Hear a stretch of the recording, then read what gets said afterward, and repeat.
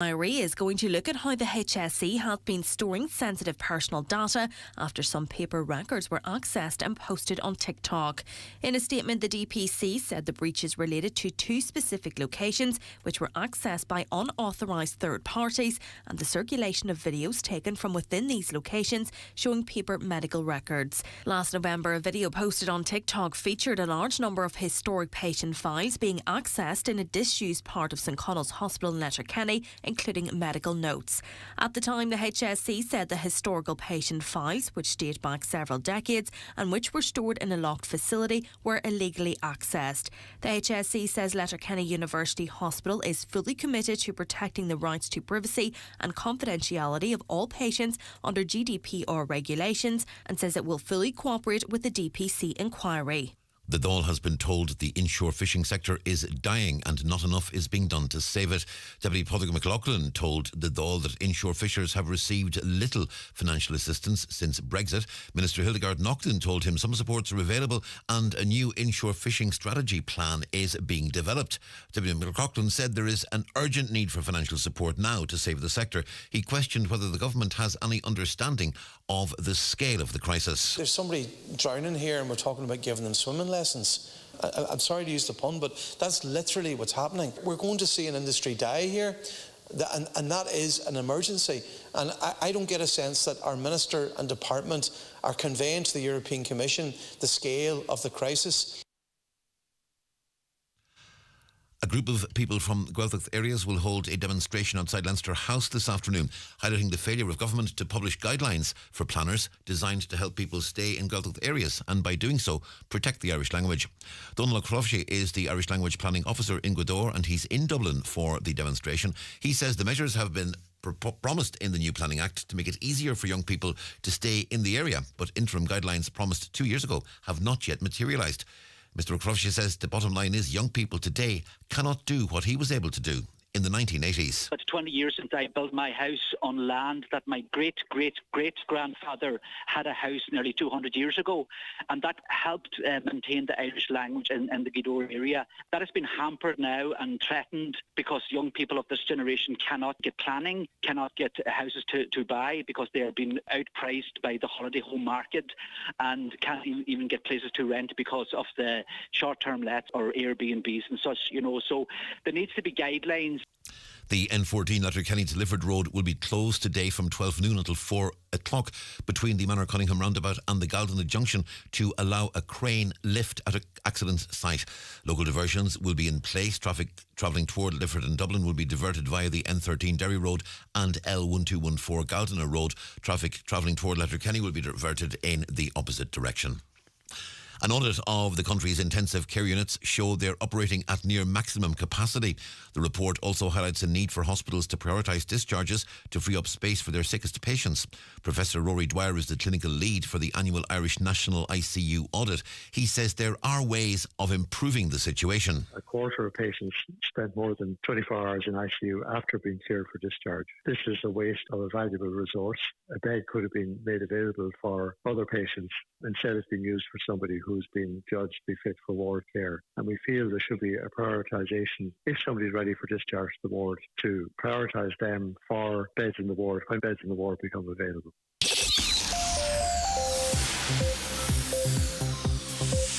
Weather forecast, cloudy this morning, some isolated showers, but they'll die out with sunny spells developing into the afternoon, staying mostly dry until a few scattered showers return later this evening. Top temperatures 13 to 15 degrees Celsius in a northwesterly breeze. Tonight, cloudy with showers, heavy at times, but easing as the night goes on. Lowest overnight temperatures 7 to 10 degrees Celsius in a northerly breeze. That's Highland Radio News for now. We're back with more at 11 o'clock. You can check all of today's news on our website, highlandradio.com. But for now, good morning. The obituary notices for this Wednesday morning, May 29th. The death has taken place of Sean McGettigan, Ranny, Kerrykiel. Requiem Mass this morning at 11 a.m. in St Mary's, Star of the Sea Church, Glenvar, followed by burial in Glenvar Cemetery. Family time please before the funeral, which can be watched online via Patrick Sweeney, Funeral Director's Facebook page. Family flowers only please. Donations, if desired, to RNLI, care of Patrick Sweeney Funeral Directors. The death has taken place of Bridie O'Donnell, née Boyle, de Haw, Lifford, and formerly of Butcher Street, Lifford, reposing at her son Jeremy's home, de Haw, Lifford. Funeral from there this morning at 11:20 for Requiem Mass in St Patrick's Church, Murlog, Lifford at 12 noon. Interment afterwards in the adjoining cemetery. The Requiem Mass can be viewed live at clonleaparish.com. For family information and more details regarding wakes and funerals, please go to highlandradio.com.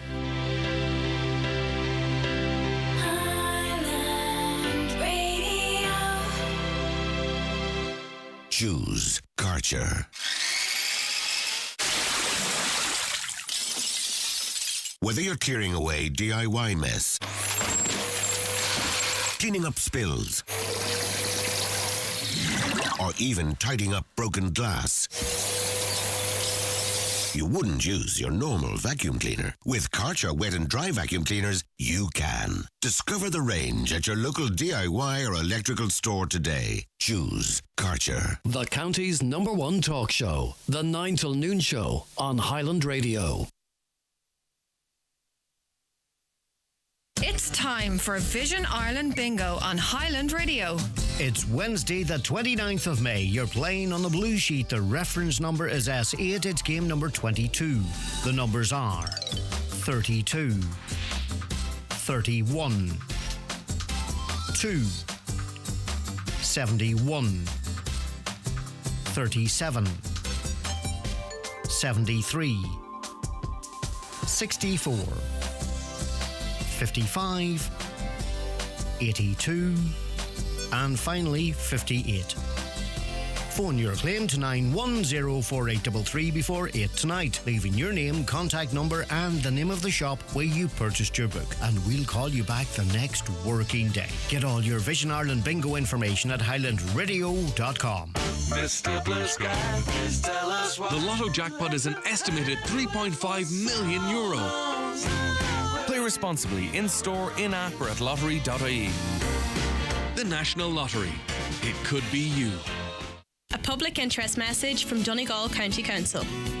Donegal County Council are carrying out septic tank inspections across the county and would like to remind homeowners to check the condition of their wastewater treatment systems for signs of sewage overflows, blockages, pools of effluent on lawns or in nearby ditches and streams.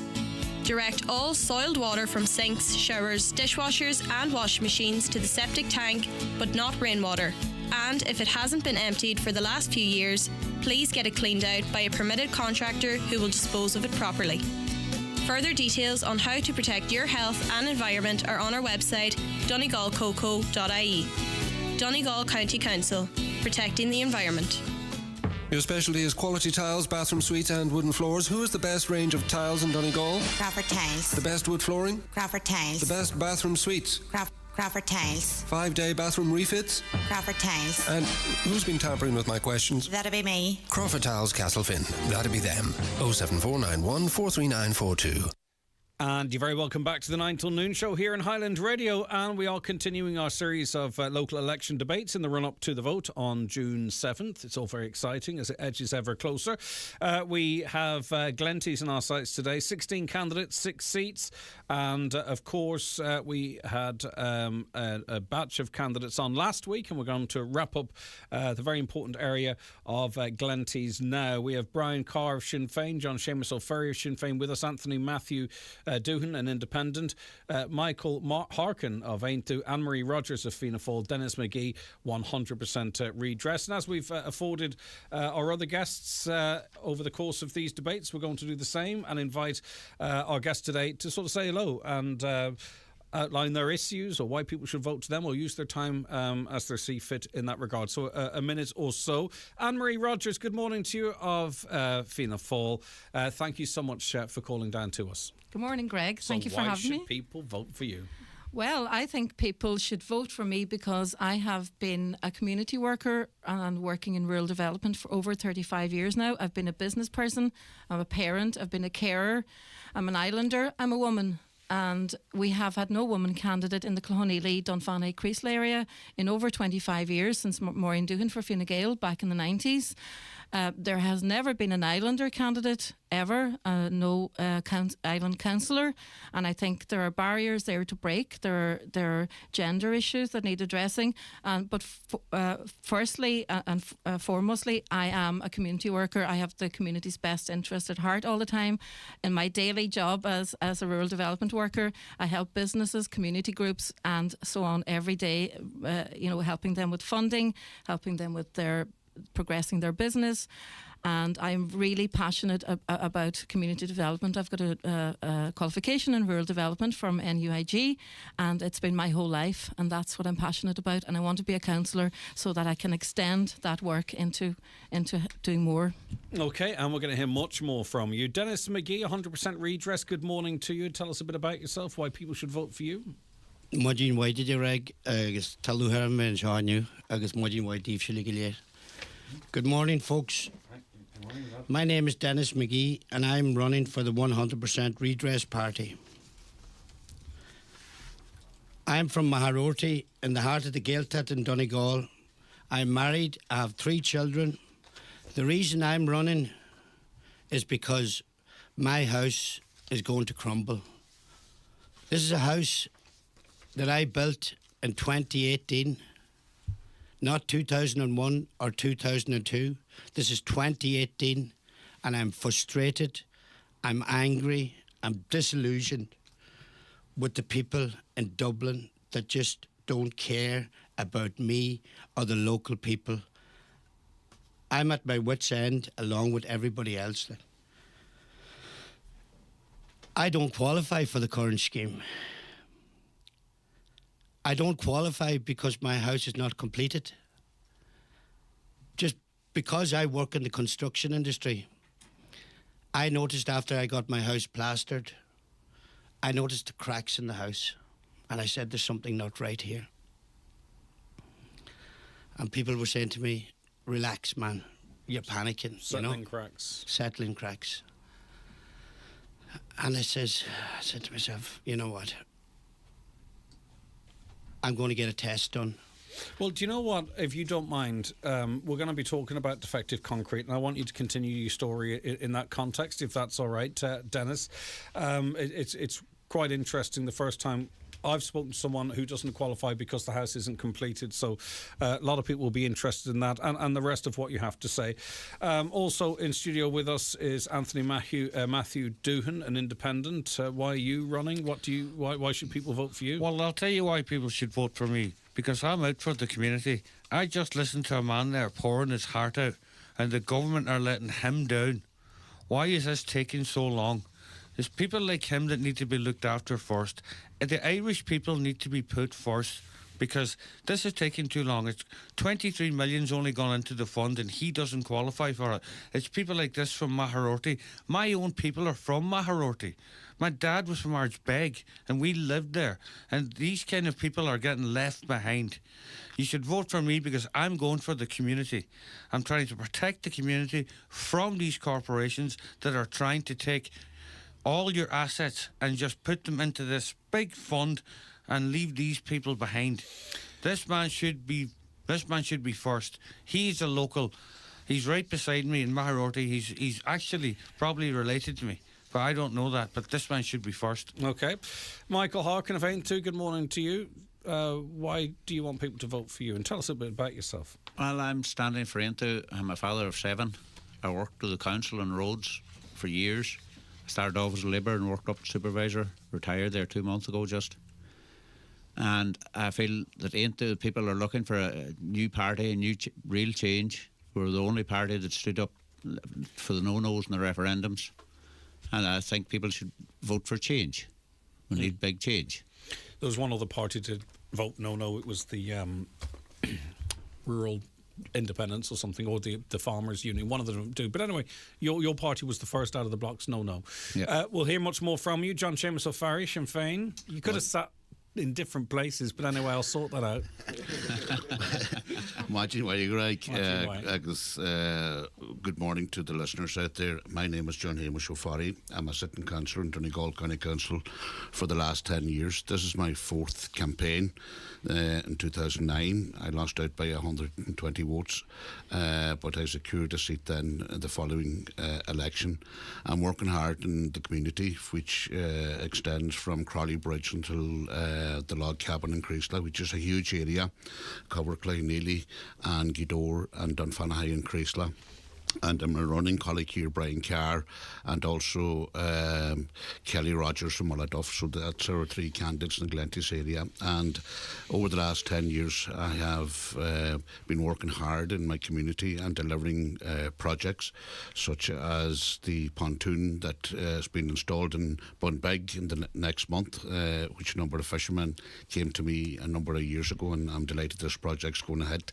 The island roads as well, Sinn Féin put forward a roads policy to Donegal County Council, and we achieved that. The results are there to be seen in the last number of years. So I want to continue the next 5 years delivering projects and working hard for my local community in the Glenties elected area. All right, Brian Carr, the southern part of the constituency, or the electoral area, I suppose you could say. Morning, Greg. Morning, fellow candidates and listeners. My name is Brian Carr. I'm from Glenties, and I'm one of three Sinn Féin candidates standing in the Glenties MD. I've been a local activist in my area for over 30 years, and over the years I've been involved in numerous projects such as the Youth Hub, which is now running at capacity and has services for teenagers, child counselling and children activities.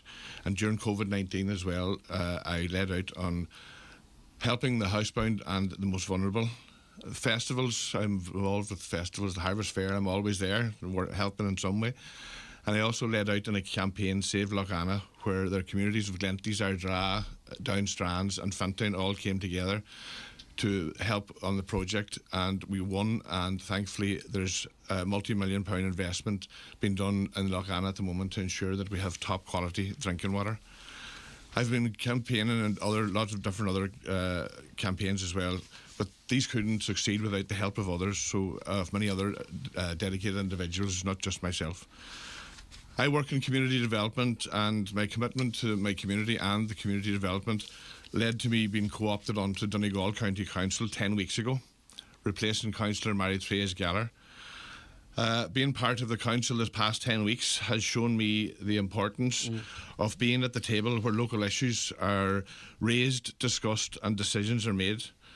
Whether it's been in the MD in Dunlow or in the Chamber in Lifford, I want to have my feet under the table and represent the people of the Glenties MD. My time on the council has given me a valuable insight into the role of a councillor and how effectively a councillor can represent their area. So on June the 7th, I ask to go out and vote for change and vote Brian Carr number 1. All right, Brian, thank you very much for that. Now, lots of issues to get through. Obviously, we have a 100% redress candidate here, and others will want to talk about the defective concrete blocks crises. We might start with that, and as I say, lots and lots to get through over the course of the next hour and 40 minutes. Dennis, just in relation to obviously we've a list of priorities here, and this is not to say that everyone around this table does not understand the devastating impact of defective concrete, nor does it say the previous panel from Glenties did. But it's funny, as you go through the list of priorities, dependent where we are in the county, defective concrete can be higher or lower, right? But this is not to say anyone doesn't understand how important it is. Do you think the penny is yet to drop that this is a county-wide issue? It is in the Glenties electoral area. It is going to become more prevalent, and people in your area need to be focused on voting in that direction as well. I'm not putting words in your mouth, and others can counteract that if they wish. But what's your feelings on that? Without a doubt, Greg, since I started this campaign, the amount of people that have rang me and told me that it's in their house, but we have an issue. We have an issue with shame. People are ringing me and saying, we have it, but please don't come near me, because we have chosen our mental health over the house. You are, to some extent, a few years behind Inshore, aren't you? Because this is the exact same conversation I was having in that area a few years ago. Also concerned about what it might do to the value of property and all that kind of stuff. It's a pattern, and you, as you say, you know way more than me on this, Dennis. But it feels like other areas are going down the same road as Inshore, but just in a mental perspective are a little bit behind them. Yeah, I think maybe that's the perception that's out there, because we've all heard that the epicentre is down in the Inshore area. We've always heard, like from Buncrana to Mallinhead, that the houses are crumbling. But I've highlighted a few houses, and I didn't have to go far away from my own house, and it's an absolute disaster, like, you know. And it's throughout the Glenties area. From 16 counties in this country are affected by mica now. 16 counties. And how many houses is that? 16 counties. Yeah, Dennis has his house fallen down around his ear, so I just want to give him a chance to finish what he had to say. Yeah, this is I think this is a mental issue, Greg. Like, you know, this was to be my forever home. You know, this is. I travelled the four corners of the world to scratch and beg and work 12-hour shifts 7 days a week to gather as much money as I could, like, you know. I don't come from a wealthy family. I'm not a politician. I have no clue about politics. I work in the construction area. I'm just looking up at the ceiling here. That's what I do. I put up ceilings and I plasterboard. And when you hear that your house is no good, then I, like a lot of other people, I just stuck my head in the sand. I didn't tell anybody about it, like, for a long time, you know. I kept it all to myself. I was progressing and I was doing well, like, you know. I was gathering money, I was getting a little bit done. You know, I got the plastering done on the outside, and took a couple of weeks or maybe a couple of months, but then I progressed to do the first fix wiring inside, first fix plumbing inside. I got the insulation done inside. I bought a septic tank. I had to buy another little strip just to accommodate the site, like, you know, to make, because I feel myself that I probably have the best site in Clonelly. But you're never going to finish that house. That house for me, it's forget about the house, but I can't forget about my kids. Yeah. I can't forget about my kids. I've been denied the opportunity to take my kids and put them there, put them back into the community. I'm a Gaelic speaker. I want them to be running up and down the beach. I want them to go to the local schools. I want them to be involved in the community. So it's not just the house, it runs far deeper than that. And listen, I mean, it feels almost crass to sort of politicise such a heartbreaking reality, but you know, even from your party's perspective, John Sheamuis or Fearrigh, and the People's Document would it would. If I could just, if you like, the People's Document, for me, it's the only show in town. Yeah. And we'll come back to that. But John Sheamuis, I was going to put it to you that, you know, even Sinn Féin's position on this doesn't really include Dennis. Well, it's the People's Document is a starting point, and I know Dennis. I wasn't unaware of that he wasn't included in the scheme, which is totally wrong. All houses that are affected should be in the scheme, in my opinion. And it's only came to light in the last number of months in my own area that a number of people have come forward and they're worried that might have mica. And we were talking about Inshore for the last 10, 12 years or maybe more. It is in the Glenties Municipal District now, and it's going to be a serious, huge amount of houses in the area that people are coming forward now. And Dennis mentioned the word shame. There is a lot of shame out there for people that have mica. It's not their fault.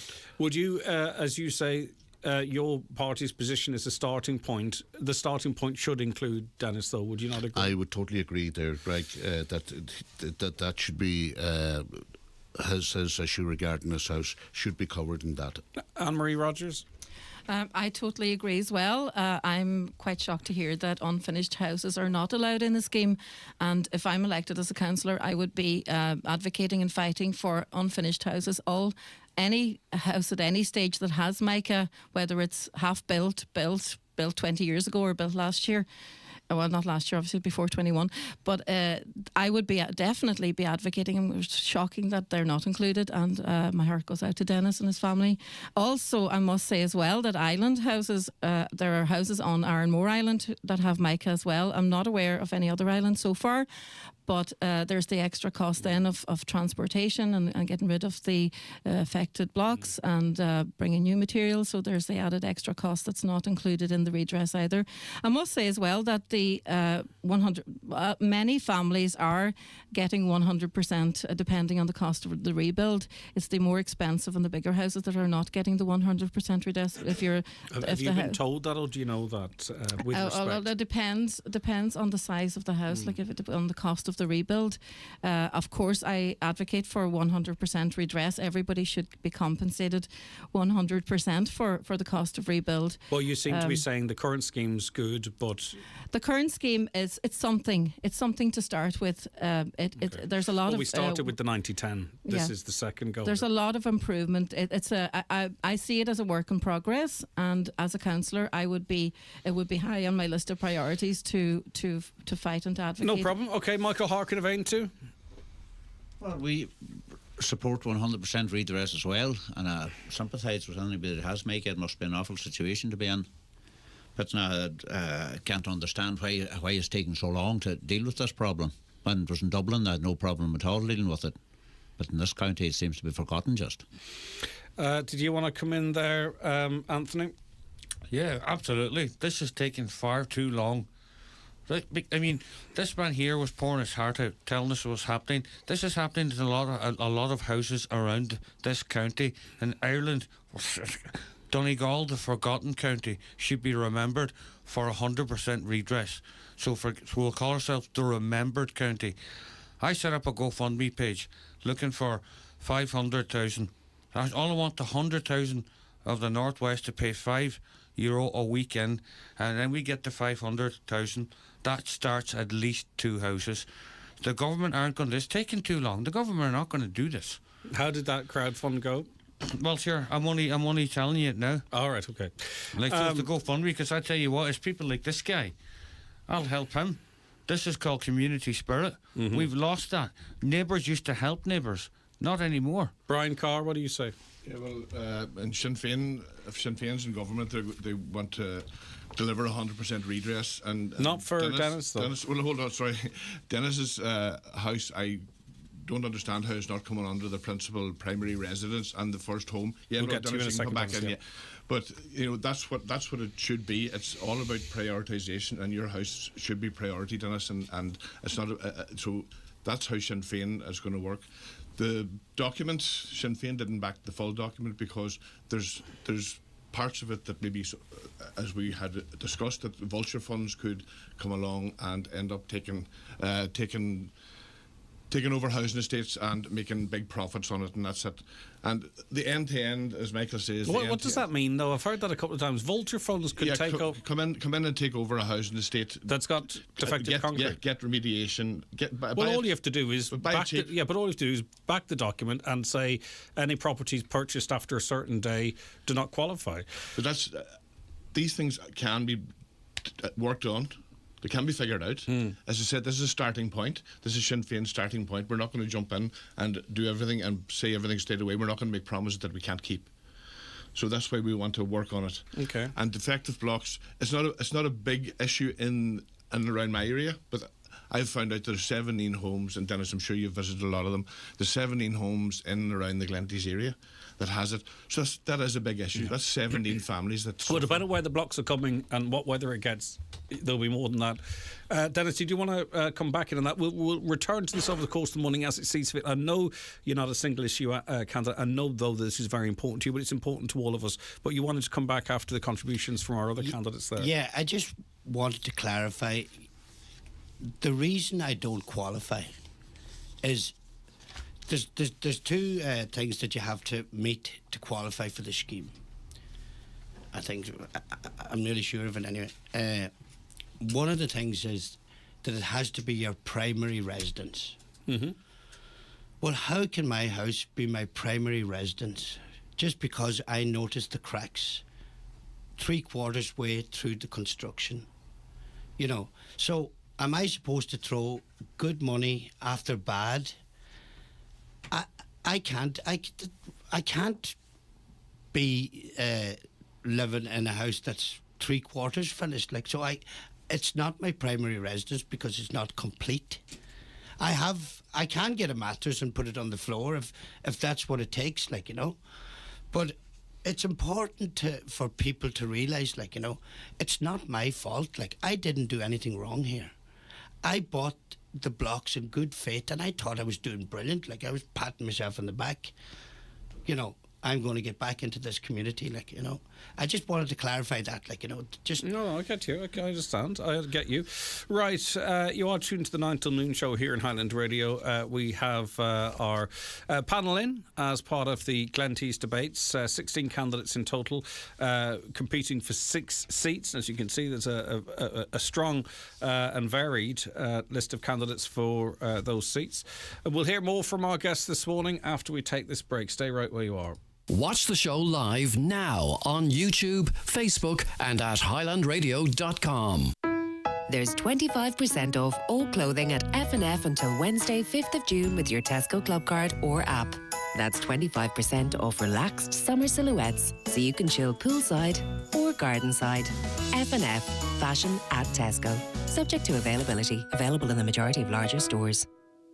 If you aren't quite ready to drive a full EV, you'll be going in the right direction with the Mazda CX-5. This SUV comes with fuel-saving Mazda M hybrid technology and a 6-year warranty you'll find across the entire Mazda range. Test drive the 242 Mazda range at McGinley Motors Mazda Letterkenny. Mazda, crafted in Japan. Well, Grace, how are you today? I'm good. I've just been down to the made-to-measure Fireplaces showroom in Creasla. They have an incredible selection of over 40 colours for kitchen worktops. And guess what? For a limited time, they're offering a 40% discount on any electric fire when you purchase a worktop there. 40%? That's an amazing deal, Grace. Absolutely. And trust me, if the discount alone doesn't sway you, their huge selection of fireplaces, stoves, wood pellet burners, beams and stone cladding certainly will. Contact Made to Measure Fireplaces Creasla on 074 91 38 365 on Facebook, Instagram and on mtmfireplaces.ie. I've just had the Eclipse Cinemas experience. Wow, they truly have taken a night at the movies to a whole new level. Amazing recliner chairs, director's lounge VIP rooms, pizza and hot food served to your seat. Have a glass of wine and enjoy the film on the big screen. Try it for yourself at Eclipse Cinemas Bundoran and Lifford Strabane, where the stars shine brighter. By the way, the pizzas are amazing. You can book your seat anytime at eclipsecinemas.ie. Still putting up with frustratingly slow broadband? Don't wait any longer. Imagine's high-speed broadband is being installed right now. Sign up today to get our hero package for just $49.99, saving you €180. Visit Imagine.ie or free phone 1800 938 407 to upgrade to faster broadband faster. Subject to location and availability. Minimum 18-month contract. Activation fees and annual price change of CPI plus 3% applies. Offer ends 30th of June. See Imagine.ie for full terms and conditions. Hi guys, David James here, and we're asking you to push back the kitchen table, dust off your dancing shoes, and join us for our Jive for June campaign, all in aid of the Donegal Hospice. Tune in to the Jive Time show from 2:30 p.m. for your daily Jive. Video your Jive and send it to the Donegal Hospice at gmail.com, and they will post it on their socials, and we will also be posting your Jives on our social media channels too. To register and donate, log on to donegalhospice.ie or contact Isabel on 912565 or 087 238 9607 for a sponsorship form. Welcome to Cherrymore Kitchens and Bedrooms in Donegal Town. Discover affordable luxury with our bespoke fitted furniture solutions. With almost 30 years of serving Ireland and the Northwest, we're your trusted experts. Visit us Monday to Thursday 9 a.m. till 5 p.m. with late night openings Fridays until 7. Book your free consultation today on 074 9725 822 or visit cherrymore.ie. Cherrymore Kitchens and Bedrooms, where affordability and luxury combine. No matter how many elections you have behind you, or if you have your first election just ahead of you, Every new election is the most important one yet. That is the beauty of democracy in Europe. European elections, 7 June. Use your vote, or others will decide for you. Easy Living Furniture's sizzling summer sale ends this Sunday. Don't miss out as absolutely everything's reduced across sofa, dining, bedroom, mattress and accessories. Summer sale ends Sunday at Easy Living Furniture, Crescent Link Retail Park, Derry, or online at easylivingfurniture.co.uk. Mirror, mirror on the wall, Easy Living has it all. Easy Living Furniture. Luxury furnishings. Affordable luxury. Jimmer Township, Colin Ferrer and Shaw. Biggie Lynn Lahai Rulia Bulia, Ikadian, Shart Guji, Huck the Club. Lahai, Cracker's Kjol, Le Scholarly, Skull Nations on Lurgy Brack. Big Kjol, Erin Chanos, Le Nolin Nicola. August Big Kjol Urfos, the Bricard, Biosa Studio. Rulia Bulia, Shart Guji, Orti, Ikadian, Biggie Lynn. Highland Radio weather updates brought to you by Micheal Hennies. Support a local Donegal business with Micheal Hennies. From fashion to home essentials, find everything you need for any occasion. Shop Micheal Hennies Ballybuffet for quality you can trust. So a little cloudy this morning with a few isolated showers, but they will quickly die out with sunny spells developing this afternoon, staying mostly dry then until a few scattered showers return later this evening. Not across Glenties. It never rains over there, of course. The Glenties electoral area, I should say. Temperatures 13 to 15 degrees. Okay, we are continuing our conversations here, and we're going to do just another round. That sounds like I'm trying to move on. I'm not as such. But a few wanted to come back in on the defective concrete crises. And Brian Carr, you indicated first there. Yeah, no, sorry, I said 17 houses. That's just in and around the Glenties town area and Ardra. And going around chatting to those people, like, they're all at different stages. They're at different stages of... They're different ages. They're at different stages. Their houses crumbling. They're at different stages of accepting it and all that. But I also, on a canvas 2 weeks ago, I went to a door and I met a young lady, and she came out and everything was fine, but she says her workplace, she works in a childcare in Ardra, and she was devastated. So she asked me to call in. So I called in last Friday and met the manager, Sinead, and she showed me around. But they're at early stages of the situation. The blocks are starting to crumble, and you can see the cracks in the corner. I don't want to be bad, but your plan doesn't cover them. But that's what I'm getting to, Greg. That like, at the start and prioritisation, like, these should be. They are at this stage, but there are other groups like Rafo and Letterkenny and them are further on, so they have the possibility of talking to them, and they had the chance to talk to them, and they have done. And there's 15 childcare centres throughout Donegal, so they have to come onto the priority list as well, because there's no remediation for them, so they have to be included. I mean, they're going to be included. They have to be included. Rise affected as well. They're going to be there's a lot of community groups, Rafo in the not too distant future. Did you indicate there, Anne-Marie Rodgers? Did you want to... Sorry, I thought you... No, other than the fact that, again, to repeat myself, that if I'm elected, I will be fighting for 100% No, redress. that's okay. Sorry, I misread. I thought you indicated. John Sheamuis? Very quick, Greg. Just in relation to the defective blocks, I think it's also that the banks are getting away scot-free with it. When you've seen a number of years ago when the banks were bailed out by the billions, and also the manufacturers are not contributing no financial support in this, and also the insurance companies, and they're walking away scot-free.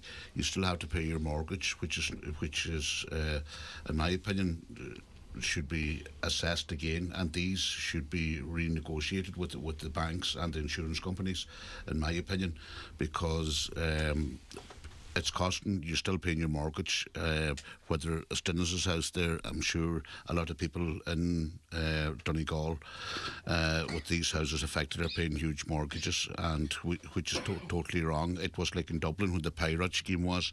They were given keys to new homes until their own got fixed. So, I mean, that also has to be addressed as well. Dennis McGee? Yeah, can I just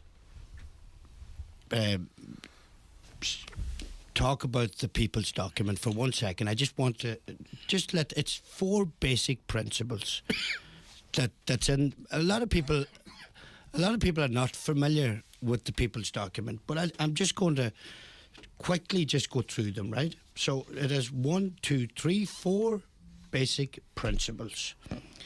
So the first one is property. What we're looking for is rebuild like for like at no cost to the homeowner and to current standards. The second point is the process. It has to be an end-to-end scheme by the state with self-build opt-out available.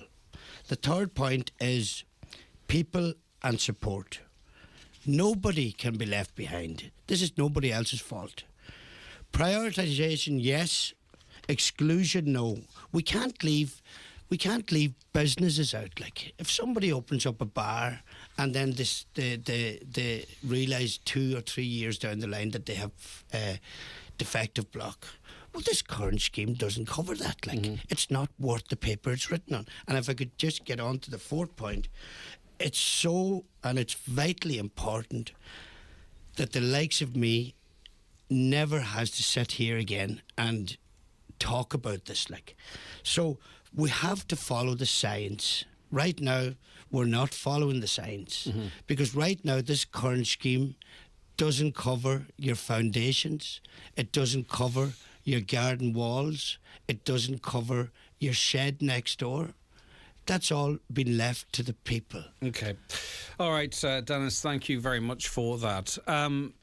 There is a sense from some of the texts we are getting that, you know, rural Ireland can be the poor relation to Dublin, Donegal can be the poor relation to rural Ireland, and sometimes Glenties the poor relation to Lifford.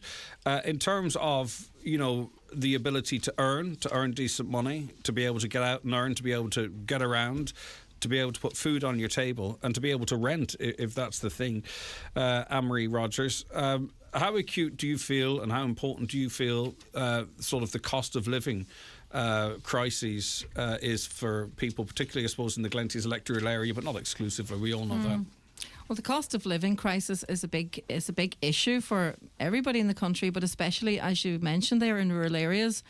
Living in a rural area is always more expensive than living in urban area because you've got the transport issues, you've got poor telecommunications, lack of employment, social isolation, and also the fact that it's very difficult and very expensive to get housing in rural areas. There are no houses available for rent. Having said that, though, I must say out in the canvas there are a lot of empty houses, there are a lot of holiday houses, and there are a lot of derelict houses. And again, with the announcement yesterday for I think it's 4 million for Donegal County Council to invest in more housing and the regeneration fund that will. There is a trend of people identifying the fact that we have lots of people who need housing. Although our homeless figure in the northwest is quite low in terms of the national, we know that doesn't tell the full picture of people that want to move out of their own house or sofa surfing or whatever it might be. What do you think the solution to get some of that vacant property into use is then? Because we have a problem and seemingly we have a solution. Yes, well, I think the derelict housing scheme is a great initiative, and hopefully that will go a long way to addressing reopening up some old houses, people buying older properties and redeveloping them, converting them into homes and businesses. I think that's a great idea. You can't make people sell their house if somebody has a derelict house or a holiday home. You can't. People say, "Oh yeah, we have a lot of Airbnb, we have a lot of holiday accommodation in this county because it's so beautiful and everybody wants to come here." But first of all, we need to look after our own people who live here all the time, who want to raise their families here, especially around the coast and Irish-speaking areas as well, that there are houses available in the Gaeltacht areas for those families. You can't make somebody sell their holiday home and make it available for a family. But we have, as I said, on the canvas, I've seen so many derelict houses, so many ruins, old cottages closed, maybe somebody's passed away or in the nursing home moved away. So the obvious solution then is to enhance the rural, the derelict properties grant, but to front load it, because it seems the great disadvantage is people can't find the. It's to push that and for people and as a councillor, like, I would be pushing and increasing the derelict properties grant and encouraging people to make more houses available. We do need room for families. If we don't have young families able to live in our rural areas, we're not going to have future generations or future candidates sitting here. Micheal Harkin of Aontu, what's your experience? What do you think we could or should be doing? I think it needed the derelict building grants would need to be enhanced very much, because there's an awful lot of houses. Obviously, the one that's there isn't working. As Anne-Marie said, there's plenty of derelict houses lying through the country. Well, we have the biggest uptake of that grant in Donegal compared to the rest of the country, but you say more could be done. But from being out canvassing, you'll still see an awful lot of houses lying derelict. Yeah. You know, and it wouldn't be that long derelict. Maybe it wouldn't take an awful lot to do them up. Yeah, all right. What's your view, Anthony? Well, I'll tell you what I think is crazy, because 2 weeks ago when you said should adult children living at home pay rent, okay, and you didn't get back to me, there's a reason for that. The reason the people are moving back home is because the rents are too high, okay, and I know 10 people who have mobile homes now on their parents' property, okay, for that reason, because the landlords are doubling the rent on them. What would you do then to sort of try and control rents? I've lived on my own parents' land in a mobile, so I know what you're talking about. Well, in all fairness, I think the landlords that are putting these refugees and foreigners into these, that are pushing the Irish out, because I'll tell you what's happening in Letterkenny here, they're actually taking student accommodation. Now the students have nowhere to live. But you're in Glenties, though, with all due respect. No, but I'm talking about Letterkenny, though. It's Okay. happening in Letterkenny. It's happening in Galway. Anne-Marie, you want to come back there? Yeah, sorry, Greg, I meant to say there as well, we do have a planning issue, no planning available on the M56. Well, that's And another that's issue another issue that altogether. would help address people with their own land, and also She's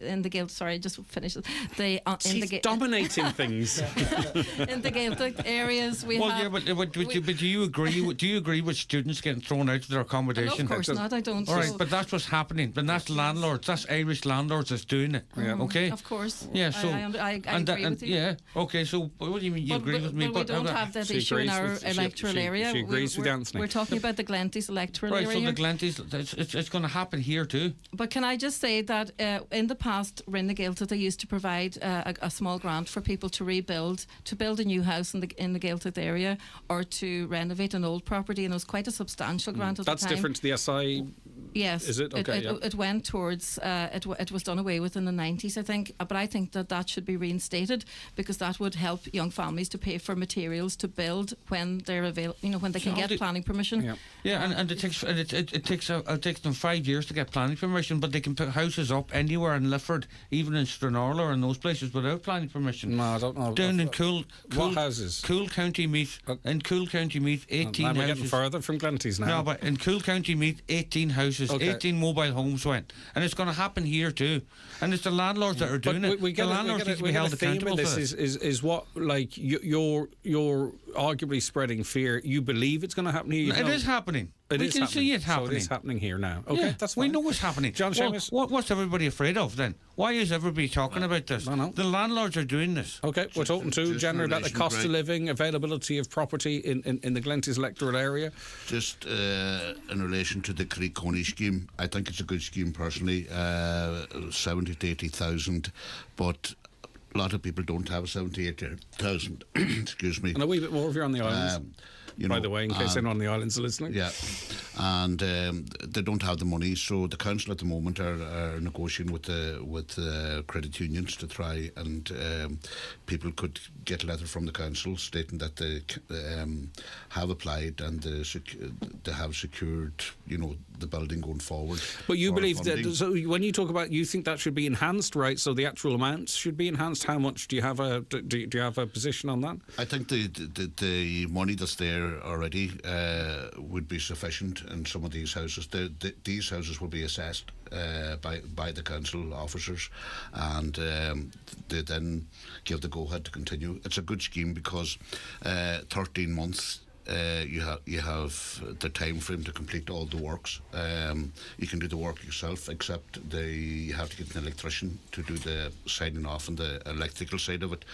And within 5 weeks, you get your payment through. But where I think it's falling down is that people don't have the You can't front load the money. And in relation to the Glenties electorate area regarding housing, we're far too slow in moving ahead in developing houses. We're talking the last 5 years in Gidor, 29 houses at Darts Galway.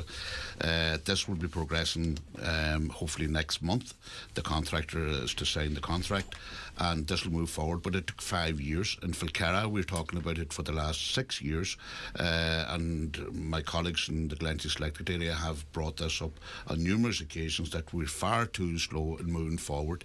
The issues being that Ishgeran, you had to talk with them to get connections to water and sewer, which is also a lot of red tape, and also the connections, the fees that have to be paid for the electricity to developments, which is another huge amount. And over the last 10 years, the escalation of prices, we're talking about the cost of living has increased, but the cost of other issues such as connecting to water supplies, sewers and electricity has also increased, which has a huge effect. Which is kind of regrettable in that these are areas that the government has some sort of a say on. I mean, obviously, you know, the ESB semi-state, isn't it? Ishgeran's the same. Yeah, but when you look at the government at the moment, last year they gave I think it was €200 to cover the electricity bill for you. That was 64 million given to a company that didn't have to do nothing. Did you want to come back in there, Dennis? Dennis, I Sorry, think. Yeah, I did want to come in on the scheme about the derelict houses. Yeah, and I think it's been covered actually. Like, that's because, I did visit a good few derelict houses, like, you know, through the construction when I'm at. The big issue is people have these houses, but as you say yourself, they don't have the money. They don't have the 50 or 60 grand that they're going to get back. Let it be 6 months, whenever. You know, this has to be front-loaded, completely front-loaded. And it's often more than that. I think often people are going for a loan maybe of 120 or 130 because that's realistic. And then, you know, the clawback. So yeah, if that initial fund in advance, it would. I think we've talked about it a lot, but I mean, it delivers housing and it's counted as housing delivery as well. Right, so you've agreed with an awful lot. Have you anything to add on that before we move on? Brian Carr, Sinn Féin? Yeah, the cost of living, I think everybody all over the whole country are finding it at the moment, but Donegal, you know, after everything is paid, your grocery shop, your ESB bills, your water, everything that's paid, like we have the least amount of money left. Like I do have to plan, myself and the wife, we'd have to figure out what's been paid out and what we have left at the end, and you know, nearly most of the houses in Donegal at the moment are struggling in the same way. The thing about the houses, and my first meeting in the council was it was a housing meeting, and I was a greenhorn going in, but when I left the council meeting that day, it was about the derelict and vacant houses. I was very well educated, and within the couple of hours in the council, as a few people have said here, the problem is the money up front. That's just the But should you guys not be sort of like advocating for, you know, more IDA site visits, you know, trying to bring in, you know, different types of industry, maybe higher paid industry? Because, you know, whilst we are at a high level of employment here, the one thing that we face up here, and I think particularly in the Glenties electorate area, a lot of it is minimum wage employment as well, and that doesn't tell the full story. So is enough being done to bring, you know, good, steady, high value jobs into the west of Donegal? Well, we have a couple of points there. Infrastructure, right, okay, we have a fantastic road between Glenties and Dunlow, that part of the infrastructure, but broadband and everything, like, and there's industrial units sitting idle everywhere in the county, even in Gweedore, all these units that's been used for years. Glenties, there's one sitting, they're not being used because the businesses are not going to come to this area. The only thing that as I said previously, the biggest thing employer that we have in this area is tourism, and that's something we have to work on. Yeah, and where are you going to stay? Tell me. But there's nowhere for them to sorry, stay. I didn't interrupt, sorry. But it's the cost of living at the moment, and people are struggling, and the housing, there's no houses at the moment, and I know he's going to jump in again, but the housing problem. There's houses needed to be built. They have to be built, and if Sinn Féin get in, Sinn Féin will deliver the biggest housing, and they're going to deliver 13,000 affordable homes and 8,000 social homes. And the more houses, the better. That's across the that brings country. down. How many of them go to Donegal? How many of them go to Glenties? I'm not. You're not going to have a figure. I'm not going to have a figure. No, we'll have to fight our corner. Sitting at the council table, we'll have to fight our corner for those. And the more houses there's built, it brings down the prices of other houses as well, Greg. Yeah. Okay, Anthony, what did you? Well, want to say? they going to go to Irish families? Are you telling me? They go to those in the housing waiting Are you going list. to tell me the social? Are you telling me now that those ones houses that you want to get built, and even in Falcara on the housing waiting list, there's a criteria. You go on the housing waiting list. You go on and you get a point system, and the people that's most in need or most on the priority list will get the housing. Will get the social housing. Yeah, and that's Irish families. So that's Irish families. Whatever families on the social housing list. Social housing. I know a guy that was on that was waiting for a council house for 20 years. Right, so how is he not priority? Well, I can't answer that because I don't know the individual. I don't know the individual. You're the one saying. Well, you're the one saying that you're going to build all these houses for who? Who are you going to build them for? For the people in the country. What people? In the country. The people in the country. Irish people. No, the people on the social housing. Anthony. People in Anthony. Irish people. No, whoever's on the social housing waiting list. Yeah, Irish people. Well, there's an awful lot of people from that move back from England or Scotland that are in your area. Yeah, exactly. So they should get houses. Yeah, they should actually. Yeah, but I'm saying, but they should be Irish. Irish should be put first, though. Right. Okay. Irish should be priority. Go ahead. Just because we're not priority in hospitals. I know you made that in hospitals. Yeah, well, we'll talk about that even too. In hospitals, we're not priority because a nurse even said that to me when I was in the hospital when my mum was getting chemo. He said, "You're not priority." The nurse said, "They're priority." Right. This is ridiculous. That's a remarkable statement, Anne-Marie. I don't care. Anne-Marie, that's what was said. That's fine. Never said it wasn't said. It's not to be so defensive, Anthony. These things have to be talked about because people are afraid to talk about it. A lot of it's anecdotal, though. But go ahead. Anecdotal. Go ahead, Anne-Marie. Sorry, Greg. Yes, I would like to go back to your point, just to make a quick point there on supporting enterprise in rural areas and creating jobs. We've had a long history, especially in the Gaeltacht, of bringing in foreign investors and foreign businesses who get... they leave when the money runs out. Yeah, exactly. Yep. They get support. They can stay, I think it's 6 years or something like that, and then they're away off to a cheaper place, and we're left high and dry looking for compensation and redundancies and everybody on the dole and leaving. And so really I think we're starting to learn that lesson. I hope we are anyway. Udras na Gaeltacht are very good at supporting local people, local entrepreneurs now. They're much better at I think they've learned something there. And also there are so many other funds, like myself, I'm a project worker with Leader funding, and Leader is all about rural development, bottom up approach, supporting. And Leo does great work as well. I understand that. Yeah, supporting. Is Glenties getting its fair share, do you think? Sorry? Do you feel Glenties gets its fair share in that regard? I know the 4 Leader companies in the Glenties area do a lot of work with supporting people, and there are other funds as well. There are so many opportunities for people to apply for funding, to start business, to employ people, to grow their business. Yeah, and listen, we do an awful lot here to try and promote that. To me, that's the way to go, rather than bringing in foreign investment. Exactly, you want, and I do know exactly the point you're making. There are mistakes that we've made in the past that we do have to learn from. It is the 9 till noon show. We're going to take a break, have the news, and then we'll be back. Bag big deals on even bigger brands at TK Maxx. We're talking women's wear wins, with holiday essentials from sleek swimwear to luxe linen and designer sunnies. All under $34.99. Head in store today to fill your suitcase with fresh summer savings. After all, everyone knows there's no deal like a TK Maxx deal. Uno, dos, tres. A hain, a do, a tree. 1, 2, 3. The Arona, the Ateca and the Tarraco. 3 great SUVs from Seat. And when you order now, you can enjoy 3 years free tyre insurance and 3 years roadside assistance, plus 3 flexible payment options to purchase your new Seat. Visit seat.ie to discover even more of our fantastic offers. Great things come in threes at DMG Motors Donegal Town. And while I have 3 seconds, allow me to say that yes, terms and conditions apply. You might be surprised by the working family payment. For many working parents, covering the everyday costs of family life can be a stretch. But there's some good news.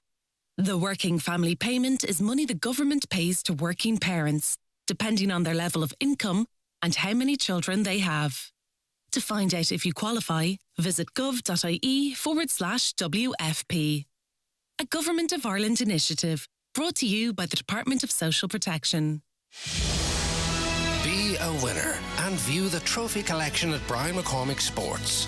Full colour awards, glass and crystal, perpetual cups and shields, sports awards, metal cups and medals. Whatever the occasion, click bmcsports.ie.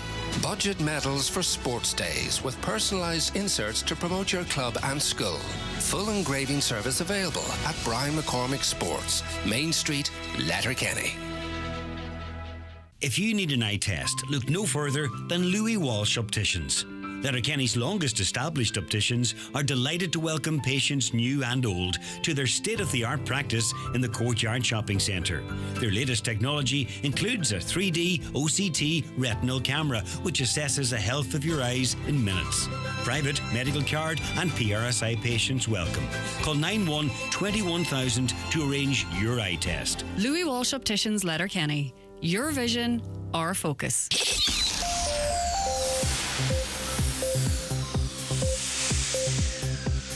Good morning. It's 11 o'clock. Donald Kavanagh at the news desk with the headlines. The Data Protection Commission has launched an investigation into 2 data breaches at the HSE last year. The inquiry will look into how a TikTok video appeared featuring a person looking through historic patient files in a disused area of St Connell's Hospital in November. The HSE confirmed last night it's received a notice of commencement of the inquiry from the DPC and it will fully cooperate. The Dáil's been told the inshore fishing sector is dying and not enough is being done to save it. Deputy Padraig McLaughlin told the Dáil inshore fishers have received little financial assistance since Brexit. He was told by Minister Hildegard Norton that some supports are available and a new fishing strategy is being developed. However, he said there is an urgent need for financial supports to save the sector and questioned whether the government understands the scale of the crisis. Deputy McLaughlin said a person is drowning and we're trying to give them swimming lessons.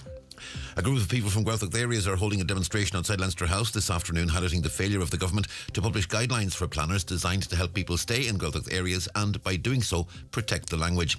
Donal Crofshe, the Irish Language Planning Officer in Gweedore, is in Dublin for the event. He says the measures have been promised in the new Planning Act to make it easier for people to stay in the area, but interim guidelines promised 2 years ago have not yet materialised. A 25-year-old man's been charged with 3 counts of theft, 2 counts of drug possession, possessing articles with a blade, fraud by false representation and burglary. He's appearing in court in Strabane today. The charges relate to the seizure of suspected drugs and the arrest of a man in the Waterloo Place area of Derry on Monday. 5 bridge vigils will take place in Donegal on Friday evening as part of a nationwide protest calling on Ireland to impose sanctions on Israel until it ends its war on Gaza. The vigils will be held in Letterkenny, Donegal Town, Falcarra, Crawley and Buncrana. Meanwhile, speaking in the Dáil after Ireland formally recognised Palestine last evening, Deputy Thomas Pringle said the move will be an empty gesture unless it's backed up with action.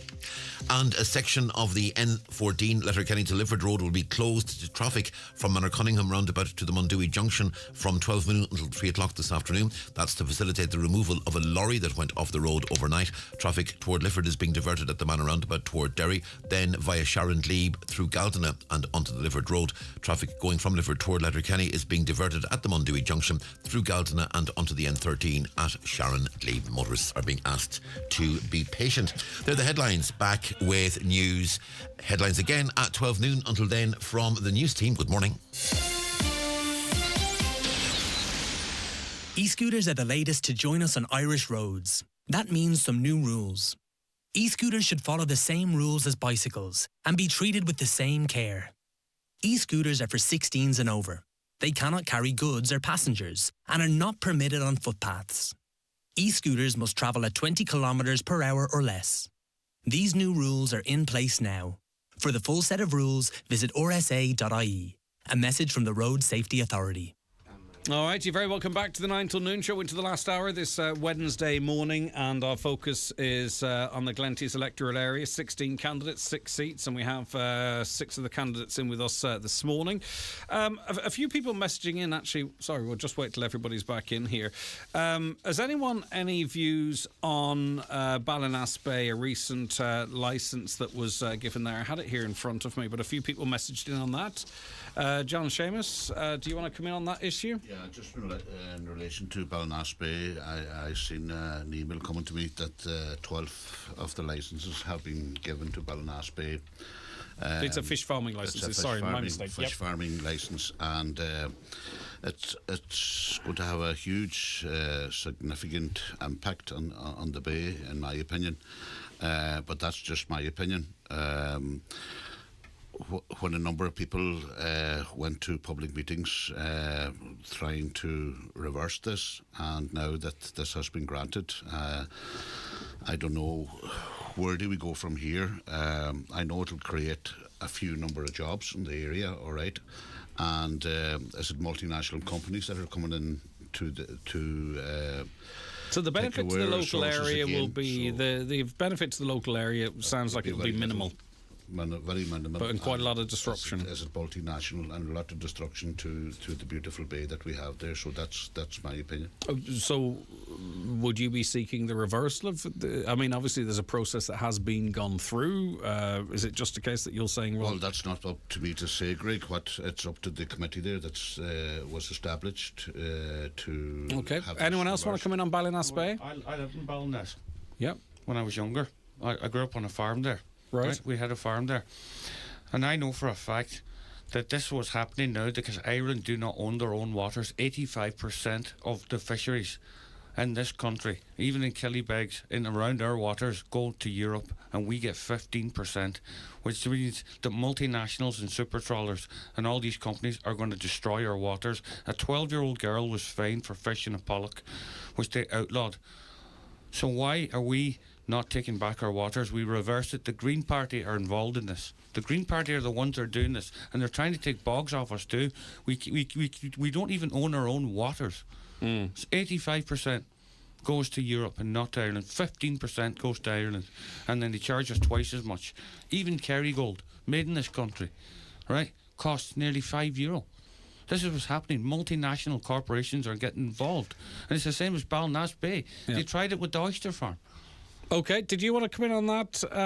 I think you indicated Anne-Marie Rodgers. Oh, sorry, it was beside, to your left, Dennis McGee. Yeah, sorry, I've just been made aware of that now. I didn't realise that the licence were granted. I would know a lot of the lads that would be involved in it, like, you know, because they're in my local area. And all I can say is, if the decision is made, it's made, as I said before. I wasn't involved in it, like, you know, but I know a lot of the lads that are involved in it. And if I'm elected to the council, it'll be my issue then, like, you know. Yeah, I guess and so. I'll make sure that everything is adhered to. And, like, there's any issues that come up, I'll deal with them then, and I'll make them accountable for whatever. Anne-Marie Rodgers. Yes, quite like Dennis said there, this issue has been ongoing now for about, 10 years, 8 to 10 years since... it was long before lockdown anyway that people were initially looking for licenses for this area, and now that the decision has been made, it doesn't look like, I can't really see like a way how you could reverse that at this stage. So now it's a matter of managing what's there, making sure that, like Dennis said, that all the regulations are adhered to, that there's no pollution resulting from this, and that that jobs are created, the maximum number of jobs are created locally because of this, whether it be through a secondary business with processing. Do we not need a system then maybe whereby, because we see it with wind farms as well, they're not high employment areas, but it is often the most rural areas that end up housing these, the same as these fish farms.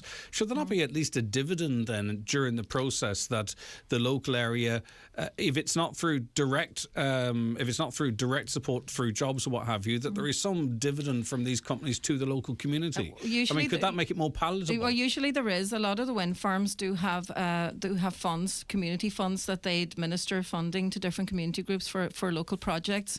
So a lot of community groups do get a secondary benefit from that.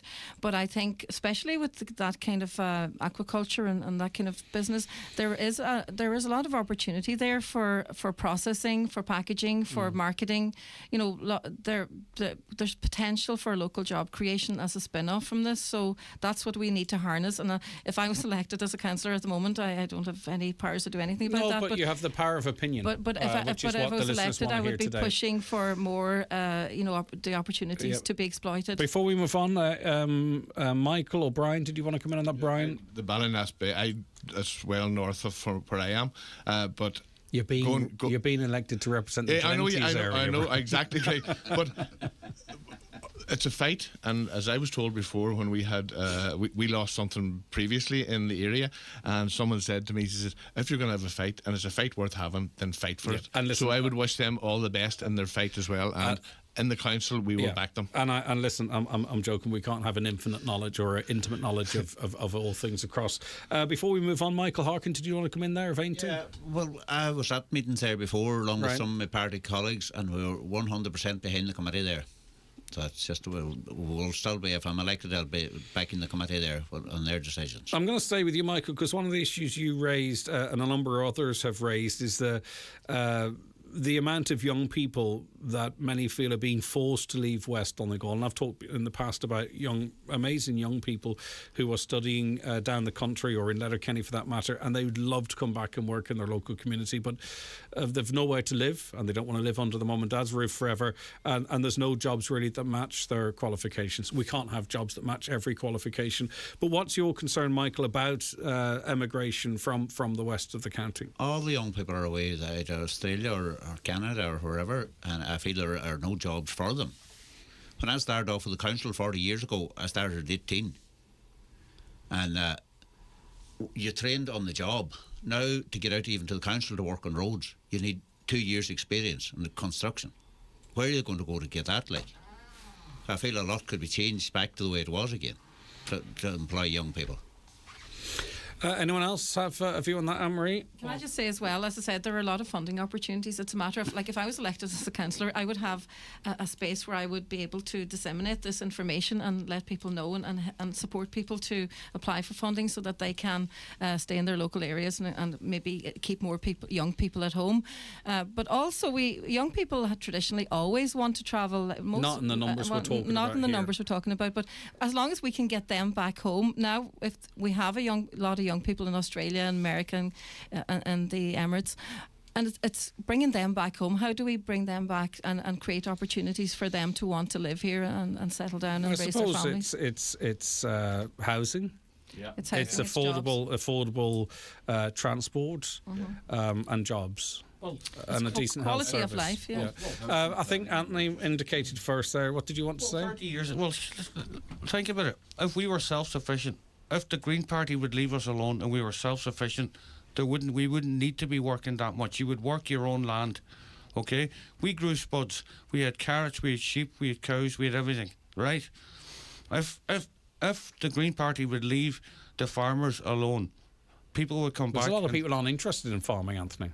Yeah, because the Green Party are taking it off them. But there's no one from the Green Party here, by the way. Not that particularly matters. No, but it does matter, because the Green Party are the ones taking the bogs and everything off us, telling us it's illegal. That's Yeah, but with respect, a lot of the people we're talking of studying in the ATU here or down in Galway or Dublin, they've no interest in farming or cutting turf. We need to go back to that. Okay. Why not? Like, hey, I'm not sure that's going to be a vote winner with the young ones, but anyway. That's not true, because there's a couple of boys, young fellas that are 14 and 15 that work with me every day.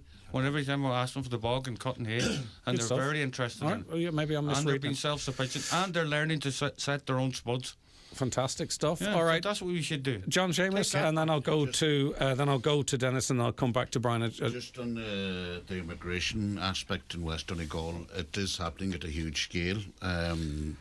Greater than the natural want to experience the world and to travel, do you believe? Oh yes, they're fairly educated, the ones that are emigrating now to Abu Dhabi, Australia, and teaching posts. Doctors, nurses, people that go into the building industry.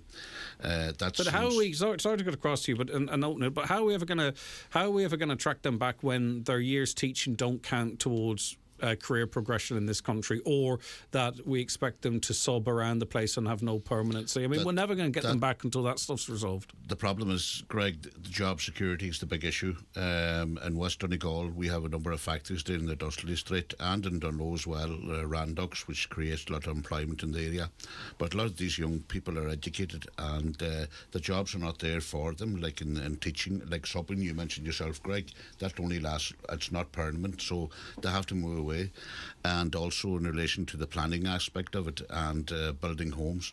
The wages here in Donegal are far less than in Dublin compared to elsewhere, so that has a huge impact on our young people as well. All right, Dennis, come back in there.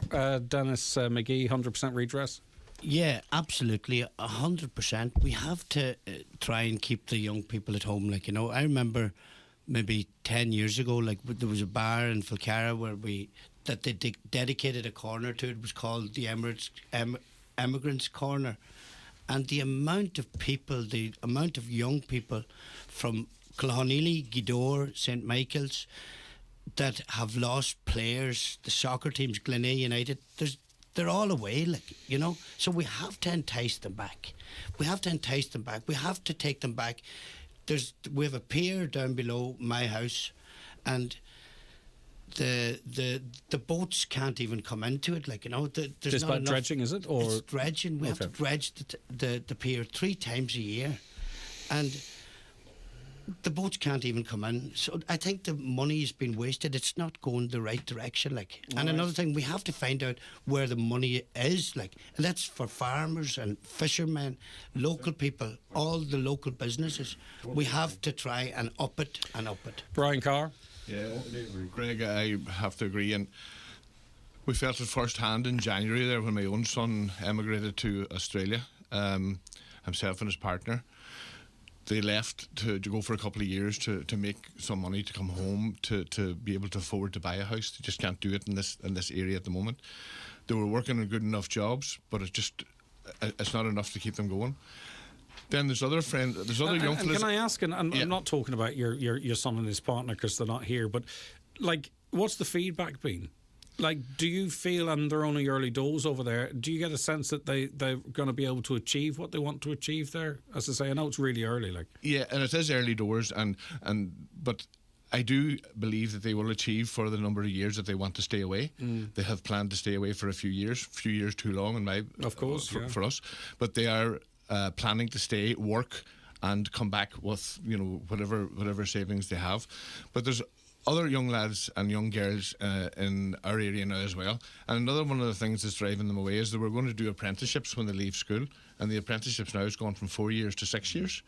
So that's extended 2 years. So they've decided, you know, that's 6 years of my life trying to just get a job in this country later on. So they're jumping on the boat and the plane and heading off now again. So there's so many people has left our area. As I said, Ethan, my son, is in Perth, Australia, and there's 25 people from around that he knows within a 25-30 mile radius of his house that he knows living in Perth alone. Micheal Harkin of Aontu, just in case anything else you want to add to that, I came to you first. I know it's an issue that you wanted to talk about. Yeah, well, I've 4 in Perth myself. That's why that's personal to me. And like that, they're hoping to, but they have to work very hard. They're working very hard to try and earn big money to come back here and make something, you know, build a house or whatever they would want to do. Well, they might want to build a house. They might have bother getting planning permission for it. We're going to talk about that separately. Anne-Marie Rodgers, did you want to come back from Fianna Fáil just in relation to that? Just a quick point there. Yes, the planning and create the conditions to you know. We need to create the conditions to allow these young people to come back and raise their families in our rural areas again.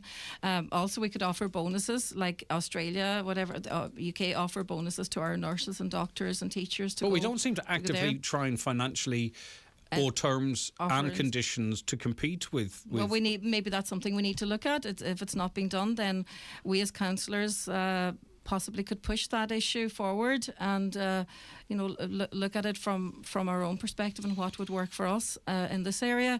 And why not, like, if we need to offer bonuses, if we need to offer some kind of incentives to people to come back with the expertise and the skills that they've learned abroad and share that and contribute to the local society here, then we should be strongly doing that. All right, lots have been said about, you know, people should be able to stay in this area or grow businesses services in this area. A caller says, please ask the candidates when high-speed broadband in the Rosses and Guidor will be rolled out here in Annagry, Crawley, etc. It's virtually non-existent. It's so frustrating in this day and age. There's been an awful lot of broadband rolled out, but obviously it hasn't reached all places. So in terms of... That's a big issue. Yeah, Brian, go ahead. That's a big issue on the doors as well, Greg. A lot of rural...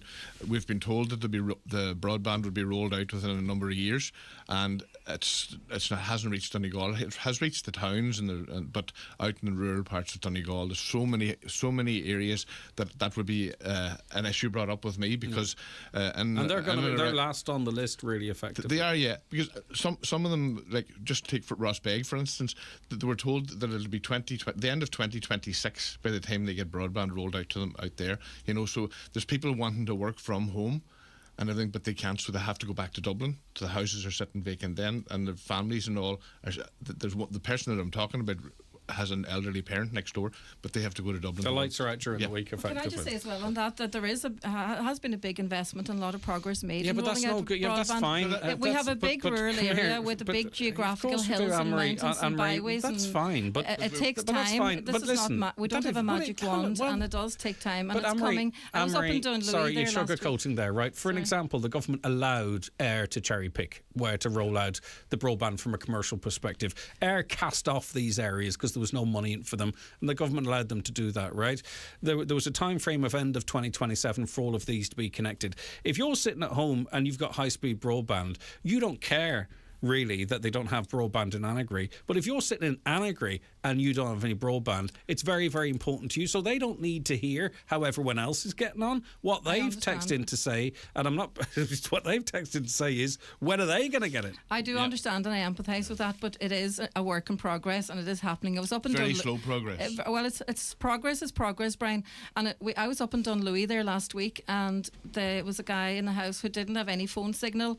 The broadband had come to the end of his road, and he was just waiting, hopefully this year, to have it connected to his house, and he was looking forward to that. And it's happening. I can see how that's one example of where it's happening. I'd be very interested to see the decision-making process as to where it's rolled out in Donegal, because I mean, I know of one place where there must be at least 25 poles installed to bring it up to one house on the side of a very remote road. Well, it's very that would challenging. service that would service an awful lot of Annagry. You just wonder what the criteria is for where it actually is put in. Well, every house is deserves to have broadband connected, and the terrain is tough. Can I also just say to finish, Greg, I personally, I don't use broadband myself, but I do use the satellite broadband, and I find it even on Tory Island, in Dunfanny, wherever I am, it's excellent. That's the point-to-point stuff locally, or is it Elon Musk stuff? It's the Deflective I'm not going to system, mention any yeah. particular company, but it's a very strong 5G broadband. There's Image and there's Northwest 5G broadband, and so there are other options in the meantime while we're waiting for the fibre. Dennis McGee, it's very expensive though, sometimes. Really, no. Okay, good. All right, Dennis McGee, come in there. No, just going back, and I think it feeds into the who are we prioritising to get this here? We should be prioritising, the towns and villages like Annagry, like Falcarra, like Guidor, like all the Lower Rosses area, like Glenties. When you say we have to figure out why are we spending I don't know how long it takes, to put all these poles up to one little house up on top of a hill, where you could really... So you're saying there should be positive discrimination and get it to as many people as possible for the... Well, I don't want to discriminate. No, positive discrimination. No, that's not bad. Sorry, I saw you recoil there. I'm saying effectively... Sorry. No, it's in this context we could use the word discrimination. Okay. Well, you're more educated than I am. No, it's nothing about that. When it comes to plasterboard, and I'll get the better. Well, what age did you leave school at? Because I left at 14. Can you beat that? Can I beat that? Yeah, I left school at 14. I was out in Lagan picking spuds at 13. You got me by a year. I was fit and guttering at 14, but you got me by a year in the spuds. John Sheamuis, go on. Just when you mentioned cherry picking, I mean, the government have got this totally wrong in relation to the rollout of broadband. In my own area, I know that there was a business employed over 25 people in it, and they missed it out by 300 metres, which is totally ridiculous that they were putting the long finger, and we tried our best, but they came back a number of months ago and installed it, but they're waiting a number of years to have this installed. Also in the Gaeltacht community, Udras na Gaeltacht, the G-Tech, they have 170 desks there, a high quality broadband service, and it entices people to come home and use the facilities that are there in the G-Tech. But I can understand the frustration around the West Donegal that the broadband is too slow at being rolled out by air, and has to improve. Well, Air's got doing their thing. It's the who's the collaboration that's doing the rural broadband rollout? Maybe it is Air, is it? No, it's not. I know it's a different company. Oh, can I just say, John, that the company that you did talk about there did eventually get their broadband, and that's it is a work in progress, and it does take time if you look at our terrain. Okay, listen, thank you very much indeed. We'll be back with more from our guests in about 4 minutes. Lots of issues to get through. Keep your texts coming into us, 0866 25,000, or give us a call on 074 91 25,000. The county's #1 talk show, the 9 till noon show on Highland Radio. Have I got news for you? The Harvey's Point Cabaret is back. Every Wednesday in September and October, Eamon has gathered a galaxy of stars to captivate and entertain. A scrumptious dinner, fabulous entertainment, or a 2-night accommodation package. Harvey's Point Cabaret, 074 9722208 for an immediate reservation, or harveyspoint.com. We love better value at Dunnes Stores. Choose from a fantastic range of beer and cider 8-can packs, like Guinness, Rockshore and Bulmers, now at the lowest market price. Mix and match 3 for just €4 on a great selection of soft drinks and snacks, like Sprite Zero 2 litre and Hula Hoop 6-packs. Dunnes Stores. Always better value. Terms and conditions apply. Prices subject to deposit return scheme fees. Please drink sensibly. The life of a Charlie's chip is never dull. Once they're selected, they're off to Charlie's, where they lose that jacket, have a nice wash, and get into shape. Before going out, there's always a few nerves, totally unnecessary, because, let's face it, they always go down well. Enjoy Charlie's chips to sit in or take away daily from 12 to 8 at Pierce Road, Letterkenny. When the hunger hits, pull into Charlie's.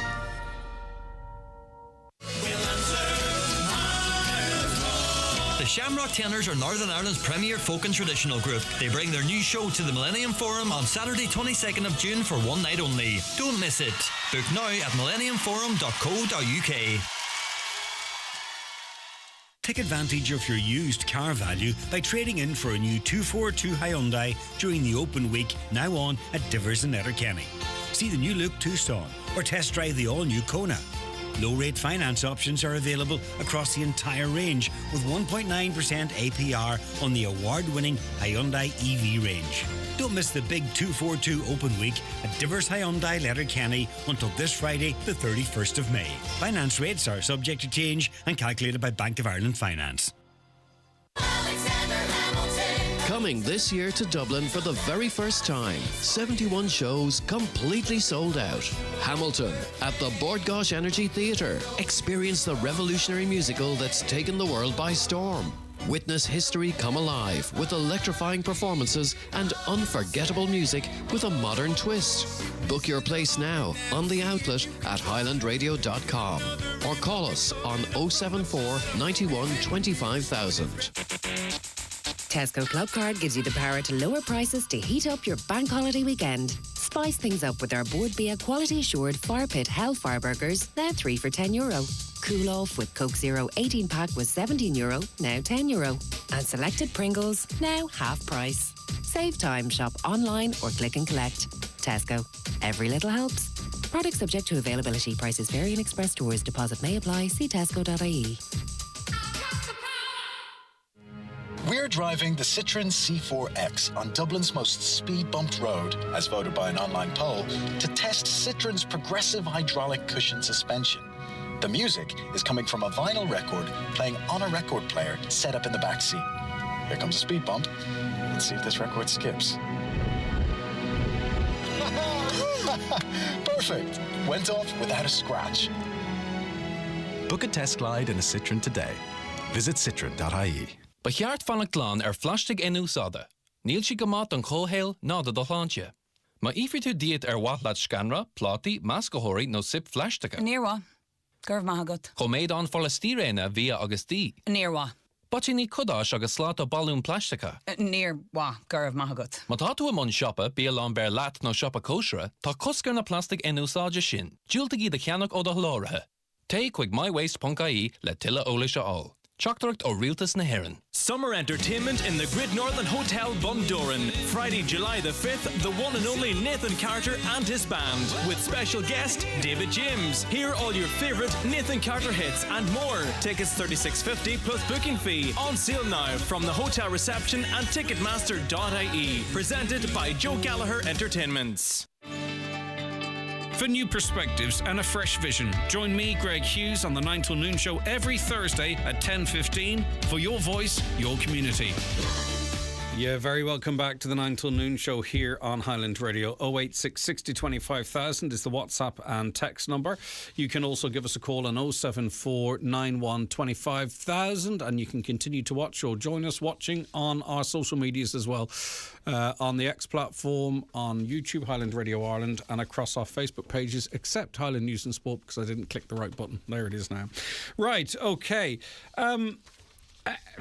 I'll come to you first, Anne-Marie Rodgers. A couple of listeners pointing out, and it has been a theme, and no offence to the guys around the table, there was a big push, a big call to have more women stand for election. Not as many would have liked, and not all of them are going to get elected, of course. So it looks like we're heading into a council again whereby, 51% of the Donegal population aren't going to be represented by someone of the same gender. It's regrettable, isn't it, from your perspective? I mean, obviously you're hoping to be one of the women elected. I would be honoured to be delighted and represent men, women, and any other, identity in the jurisdiction. But I suppose the issue with women coming forward, I really don't understand it either, because as I said earlier, I'm the first candidate from Creasla Dunfanaghy. Well, no, there are a few more, but if I was elected, I would be the first elected. There has been no female candidate elected from the Clough-Neely area since the 90s. And she was a chair of Donegal County Council at the time, and a trailblazer, and have a lot of admiration for. But I don't understand. There are a lot of very capable. Every woman I speak to is capable of doing this and being a candidate, but nobody wants to do it. Like, a lot of people say to me, "You're mad. Why are you doing that? I would never do that." Like, why would you not? To me, we live in a democracy where we have the opportunity to participate in a local democratic process, and there are plenty of countries all over the world fighting to get the opportunity that we have, and I'm just delighted to participate. I'll be even more delighted if I'm elected, and to represent women and men. Like, I'm not a feminist. I admire the work of a man or woman, whoever's in there. But I'm not saying men can't represent women either, but we do need. It's important to have gender equality around the table in the council, and to have to have issues that women can have a certain perspective on. And that's really important. And if I'm elected, I hope that I will be a positive example for future generations of women, and that they will, younger girls will come forward next time and, break that barrier. All right, we'll see. Can we move on to the health service now? I mean, obviously there are local health services, but also we all use, for the most part, bar a little bit of South Donegal, we all use Letterkenny University Hospital. And today we heard another account from a patient there of the struggles of getting into the hospital, the long wait in the emergency department, and there does seem to be no end in sight to this. And before we get into this, I think we can all agree that we're absolutely standing with the staff here. It's not a criticism of staff. We understand they're working in incredibly difficult situation. This is about the hospital itself, the services, the funding, etc. And as I say, I think we're all agreed it's not about the staff. Brian, I'll come to you first. I don't think I've started a topic with you yet. But I mean, a wee bit south of Glenties, it's Sligo University Hospital. It depends really where you are. But I mean, in the Glenties electoral area, Letterkenny University Hospital is the local hospital. And just health services in general, what's your view? Yeah, Greg, and I heard Emma on with you earlier talking about the hospital. The funding for the hospital has, we've been let down for a number of years. I have a young lad that we end up in the hospital, and I've seen firsthand what Emma's seen today. I've seen that firsthand. The funding is the big problem. The management in the hospital too seem to have, as we say, the staff and everything, but the management just doesn't seem to use the funding properly, if I can use that term. But there is a lot of letdowns in the whole area. Even like I will mention a local GP service at the moment in Leitrimacca Ward. Leitrimacca Ward at the moment has GP that was there. The clinic wasn't fit for purpose because it was needed work done to it. The work was done. The GP's not going back, and we wish him all the best. He's moving on to something different. But now there's a GP needed in the Leitrimacca Ward area because it covers Fantown, Doohery, Leitrim, and there's about 500 people in them books. But the doctor has told that he was leaving at the end of June, and there's no movement yet.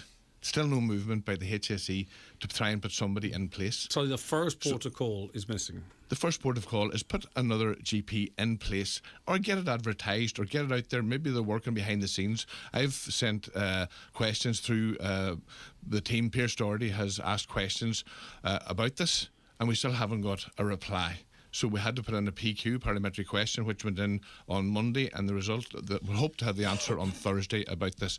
But it needs, they're putting the cart before the horse. They're letting everything go for so long. But all these patients are going to be sitting in a couple of weeks' time with no GP. And the hospital service, they definitely need more funding and more organisation. In the absence of that GP, does that not make it more likely that more people will travel to the ED for treatment? Yes, yeah, and that'll overrun it even more. Yeah. But they're going to be left with no GP. The GP services has letting the staff go. So he is in Glenties at the moment, but he's not going to be probably serving in Glenties. So them 500-600 patients are going to have no GP in about 6 weeks' time. So that's why it's imperative that they have to get something done now. Micheal Harkin of Aontu, your views on the health service, be it locally or I suppose the hospital is local, but you know what I mean? Yeah, the hospital to me is a disgrace. I don't know what's going on there at all, but it's just every few weeks now the same story comes up and up again. There's people waiting and it's overcrowded and that. I think if it's only private clinic, there'll be definitely someone looking into, what's the manager doing about this, or, what is happening here. And as well as that, as Brian chatted about local clinics out in Annagray, and their doctor's surgery closed down before COVID, and now they're saying they're not going to open it again. So I'll be calling on the HSE to open up Annagray clinic again as well. So roughly, how far then do people have to travel for an appointment? Presumably then wherever they're travelling, there's more pressure on those services. Either Dunloe or Derrybeg. Yeah. And Dunloe, I talk to people in Dunloe and they can't get doctors because the GP can't take anymore. Can't get an appointment. Yeah, can't get an appointment. All right, Anthony? Well, in all fairness, the health system, Letterkenny Hospital, whatever's gone wrong there with these managers and what they're doing and how they're mixing things up is an absolute disgrace. Because I know 10 people that said, I'd never go to that hospital again, I'd rather die at home. And this is your health system. This is what's set up to save you when you need it. Something has to happen with this management. Something's going wrong somewhere. Where is the funding going? Well, the hospital would say that the hospital management would say they're also knocking on the doors for more funding, more resources to provide services. Yeah, but I've been talking to nurses out there and they're saying they're making them doing 12-hour shifts. Okay, 12-hour shifts. You've been on your feet for 12 hours. But when you get elderly people sitting in the ED for 36 hours, even with clots sitting there on these little places, in these seats that you can't even sit on, right, and saying I'm never going back there again, that shows you that this health system is failing. It's as bad as the NHS in England, if not worse. Right. And then we're paying into it. Like 100 GPs and consultants last year said that Letterkenny wasn't fit for purpose at the moment, and it wasn't safe to even go there. That's That's 100 GPs and consultants. Yeah, and there you go. And that's them saying, that's the professionals saying it. That's but correct. then our elderly, okay, the ones that we're looking after are afraid to go there. So what's going on in that management? What's happening there? Who's in charge of this? John Sheamuis, obviously these are local election debates. Is it the council will talk about, or councillors will talk about, there's monthly housing meetings, there's workshops on many different things. Defective concrete, obviously also a big issue. You don't hear the same seemingly focus on health, even though every single person that you guys represent has to access that hospital at one stage or another. I mean, do sitting councillors have to answer as to, have they done enough to advocate on behalf of the people as it relates to services that we've been talking about so far today? I think they do, Greg. There's a number of councillors sitting on the HSE forum there. My own colleague, Jerry McMonigal, is sitting there at the moment, and we raise issues regarding the Letterkenny Hospital all the time. And we hear around the table today the different issues, and the caller that was on your show earlier today in relation to what she's seen in the hospital. But if you look at it, the government this is a grade 3 hospital. There's not enough money being invested in Letterkenny Hospital by the government. And also, we were talking about immigration earlier on, young doctors and young nurses. The HSE has an embargo, and which to me is shocking, that there's an embargo when we need services in Letterkenny Hospital, and mental health issues as well in the county. It's very hard to access because they're not trained or professionals there to give the service, and they're pressurised as well. The more or less the government, we're talking about it for the last 10, 15, 20 years, but nothing seems to happen. It's like hitting your head off a brick wall, and you see patients phoning into this radio station on a weekly basis regarding the hospital. I must commend the staff that is in the hospital, the nurses and doctors. They're absolutely fantastic, but it's the way that it's underfunded, and it's not moving forward in 2024. Dennis McGee, do you want to come in there? Yeah, if you don't mind, Greg, I might need a minute just here. When we talk about the hospital, are we forgetting about that we have a community hospital in Dunlow? Because there has to be simple things that we can do in Dunlow that would alleviate some of the issues in the ED department in Letterkenny. I'll just give you one example, for why can we not get the IV antibiotics done in Dunlow without somebody having to go all the way out to Letterkenny, sit out there for 16 hours? Why can't we administer that IV in Dunlow? I mean, how hard is that to do? If I could just move on, what Dunlow, they used to have a maternity consultant and a gynae consultant there. That's been taken away. These are things that could take the pressure away from the ED. More services in the community, effectively. Yeah, when you go into the emergency department in Letterkenny, you're guaranteed you have to psych yourself up. I'm going to be here for 16 hours. So if we can take some of that there and put it back into the community in Dunlow, that covers the whole Glenties electoral area. The other thing, Greg, I can't let this here go because I want to highlight it. It's the mental health issue. This is a serious issue, and I can't emphasise this enough. I went to a house in relation to the defective block. But what I met inside that house just absolutely floored me. I was met with two parents, this is in the Glenties electoral area, two parents that were absolutely on their knees. And I took a couple of notes down, so I asked them, what do you have and how can I help you? They said they had access to a psychology service. There's no child therapy available. Service is geared at talking to parents. I missed the part where they have I think a 12-year-old that was running round the house with a helmet on him. Mm-hmm. And the two of them were absolutely broken people, like, you know.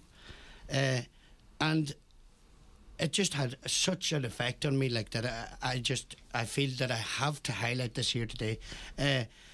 Talking to parents and getting them... So the service is geared at talking to the parents and getting them to help the child, rather than the child receiving the service directly. We have no occupational service for many years.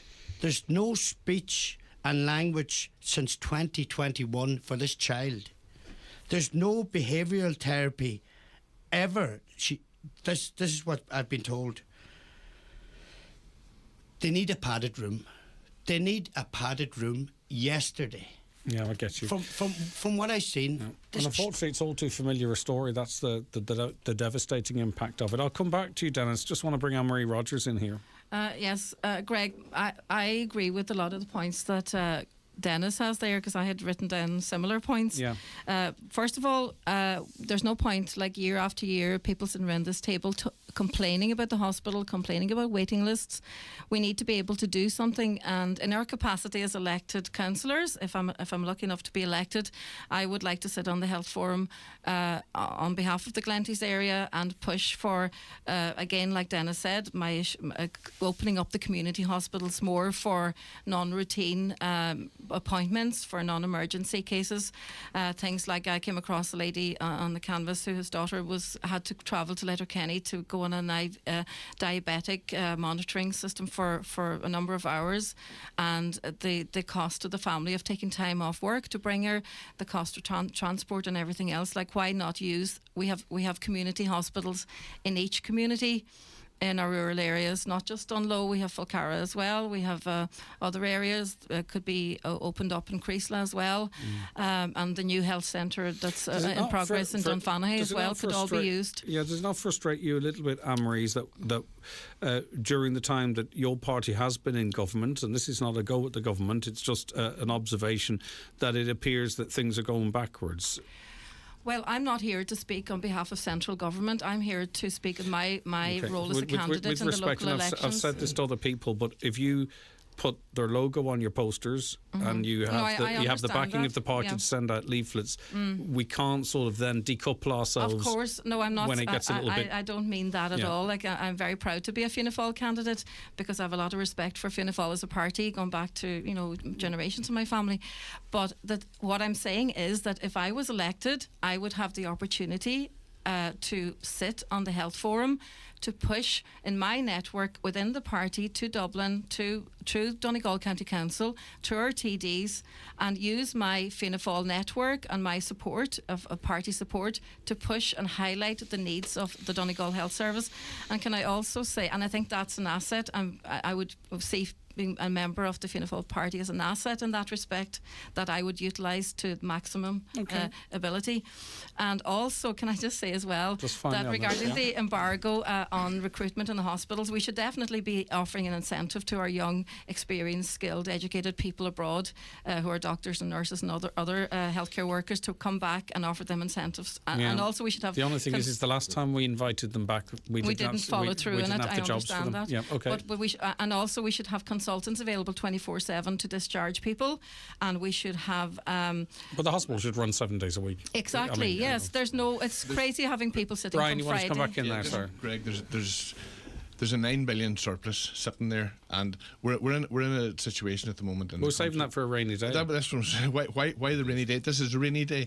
The hospital situation throughout the whole country, like, maybe they're saving it to pay for the children's hospital, but the rainy day is here now. We need to get that out. And even going back to what Dennis was saying, on the canvas as well, I've met lots of parents with children with autism. It's every other They can't- door, if the truth be told. Yeah, it is. With hospitals, families but are there's affected. autism as well, and they're not getting the services from autism. The parents aren't getting the respite and everything. The HSE is letting them all down, and that money But needs those to be used positions, now. the CDNT positions are there and funded. It's getting They're- people into the jobs in a lot of cases. It is, yeah, but there is a CDNT person in the area that I was canvassing. There is one in there at the moment, but the places aren't available. Okay. So the places They're aren't available. oversubscribed, Yeah, okay, they're yeah. oversubscribed. But get that 9 billion out and start using it. John Sheamuis? It's Ferry, by the way, of Sinn Féin as well. I should, just so everyone knows who's Gaeltacht, talking. I'm right. sitting looking at people and not sometimes taking into account people are listening.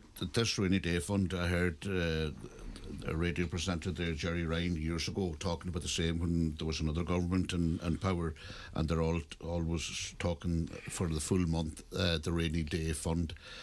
As Brian said, now is the rainy day fund. We're a hospital just a mile down the road here that needs funding badly. And Anne-Marie mentioned there of getting our doctors and nurses back from abroad, but having a centre. But there's an embargo there. And until that embargo gets lifted, there'll be no doctors or nurses coming back to work here in Donegal. John, can I just say that I did mention that I would advocate for lifting the embargo and I would fight for that. Yeah, okay. But that is a serious issue, the embargo, and get more people. But the fact that the investment, and there's money there, a surplus of 9 billion, that this rainy day talk of we'll keep it till we need it. Now is the time to spend that money on our hospitals and our services. Dennis talked about mental health issues and stuff that's affecting us. Donegal seems to be always shouting out, and we're not heard. Somebody mentioned the forgotten county, but for years and years, and Sinn Féin and government, I'm pretty sure will be in the next government. We're not making promises, but what I'm saying is to give Sinn Féin a chance in the next. Just in relation to that recruitment embargo, it was quite a remarkable quote here from Stephen Donnelly, who is actually the health minister. He has said he wants to see a resolution to the HSE recruitment freeze. Mr. Donnelly said the recruitment embargo is having an impact on clinical teams and nursing teams being able to do their job. That's from the health minister. Who is the head? Who's the boss of the HSE? I think that's a very positive comment from him and a good start, because if he's issuing that kind of statement, it means that he's on the same page as us, and that's can only be that. Well, if he's putting out that statement, it means that he wants to do something about it. So, Anne-Marie, with all due respect,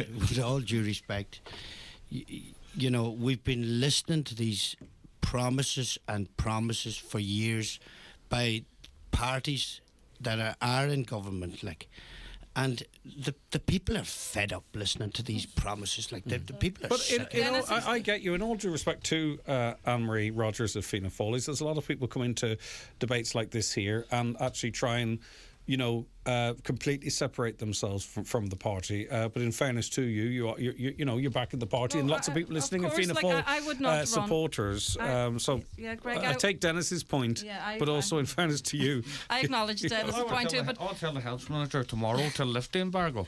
Well, the fact that tell him if he's listening to this tomorrow, lift it. The fact right that now. Email him, just do it. I will. You know, that's why if I'm elected, I will definitely be. My knuckles will be red from knocking those doors. But the fact that he's acknowledging that it needs to be lifted, I think that's a first step and a very positive step. And as I said, if I was elected and I'm on the health forum, I would be definitely making a lot of noise all the time about that, and would you like ask a dog him with to a lift bone. it to his face? Oh, of course I would. Would you? Yes, of course. Should go down and Why ask would him I not? Because that's what's happening. And I'm very proud, as I said, to be a candidate for Fianna Fáil, and I think Fianna Fáil have done a lot of good in this country, I think there's a Fianna lot Fáil more have to ruined do. the country. There's a lot the more Fianna to Fáil do. and Fine Gael, the coalition, have ruined the country. If you can we sit know here, it. Tony, and give out, like, I'm only interested in action and improving things. I'm not interested in complaining or blaming. And the fact that he has issued that positive statement is a first step that we can. It was a while ago. It was a couple of days ago. Yeah, but it can be built on and followed through on. Well, tell him to do it tomorrow. But are you telling me Fianna Fáil? You elect me and I'll do done a lot for this country. Yeah, they have done a lot. Anthony, she says she's going to email him tomorrow. Yeah, they have done a lot, but not for the Irish. Okay, listen, guys. And ladies, guys, I use that as a generic term. Thank you so much for calling in. It's been really nice having you in studio today, and a lot of reaction to this debate, as you can imagine. I cannot believe someone said they're proud of Fianna Fáil's history. Well, you said that. We've covered that, of course. Well, you know what? Well, good luck to you in the next election. There's a lot more to be done, and I know no party is perfect, and there have been ups and downs. So we know Fianna Fáil isn't anyway. It's a work in progress. Right. Okay. Work in progress for what, the country? And of course. Well, that's what we have to leave it.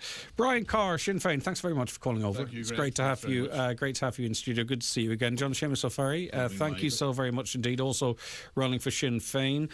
We also had Micheal Harkin of Aontu. Best of luck, Micheal, with the rest of your campaign. I'm sure we'll see you all at the count centres and what have you. Anthony Matthew Doohan, Independent. Thank you very much for your time today. Thanks, Rick. Dennis McGee, 100% redress. It's been lovely speaking to you, and I hope your situation gets resolved. And from my perspective, I don't care who does it or which party or which individuals. I just hope that people like yourself have this misery put to bed once and for all. And last but not least, Anne-Marie Rodgers of Fianna Fáil. Thank you very much. Thank you very much for having us. All right, listen, it's been really interesting. I do appreciate your time, and safe journeys home, and the very best of luck. And folks, whether you agree with the candidates or don't disagree with the candidates or what have you, these are the people putting their head above the parapet, so to speak, and to try and make a difference. And I suppose whomever you vote for, the best thing we can do, if you're on the register, and check the register, it's too late now if you're not, I think, is actually get out and vote, and then we have a better mandate to moan at whoever gets in. All right, we'll be back tomorrow morning from 9. Another debate coming for you up after 10 tomorrow as well.